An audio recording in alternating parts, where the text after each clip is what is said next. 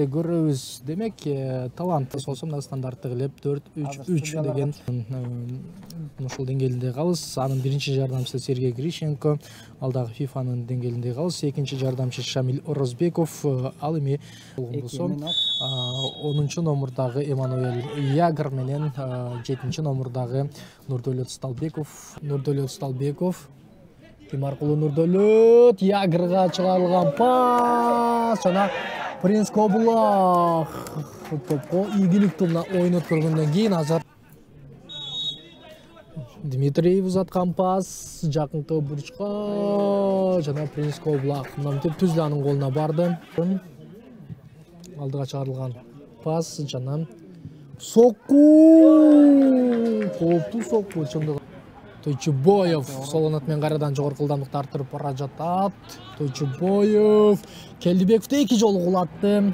Албетте дегиче гол. Мынтип экинчи кабаттан керемет пас. Экинчи рет дагы мына жеке-жеке тирешүүдө кулап калды. Ал эми Тойчубоев узаткан пасты Ягр башы менен ишенимдүү түрдө дарбазага жолдогондон кийин биз болсо жүрүштө улантуусын көрөбүз. Алыстан жолдонгон сокку жана Манас Карипов Эммануэль Ягрга жана Ягр сокку жолдоду.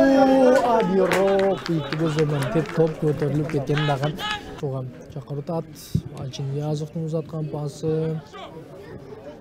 Островский болчу, Ягр Островскийге. Островский алыстан жолдонгон сокку жана жакынкы бурчту Нурболот Рыспеков чабуулга бара жатат. Рыспековго дагы бир пас.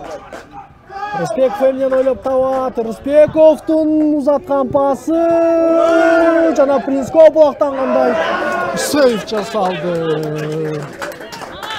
Тойчубоевдун узаткан пасы жана Эммануэль Ягр Сталбековго бегиче. Ким бул жерден Наргозиевдин чыгарган пасы. Шерзатбек Абдыраимов. Наргозиев топтогу токтотту.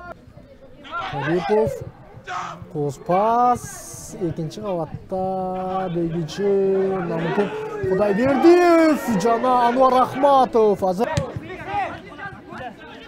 алдыга топту чыгарып кеткен ашыккан болчу. Жазбай Абдыкайымов Арленбек Сулов топту алып өттү жана мынтип сокку жолдоо келгенде көрмандардын бардыгынын соңуна келди. Калсынышкары жаңырды дагы.